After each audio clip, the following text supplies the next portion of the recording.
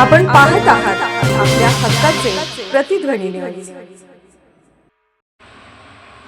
मिरजेत छत्रपती संभाजी महाराजांविषयी आक्षेपार्ह पोस्ट, युवकाविरोधात गुन्हा दाखल। समाज माध्यमांवर छत्रपती संभाजी महाराज यांच्याबद्दल प्रक्षोभक व आक्षेपार्ह मजकूर पोस्ट करून धार्मिक भावना दुखावल्याप्रकरणी मिरजेतील सादिक गवंडी राहणार ईदगाह नगर मिरज याच्या विरुद्ध महात्मा गांधी चौक पोलीस ठाण्यात गुन्हा दाखल करण्यात आला आहे।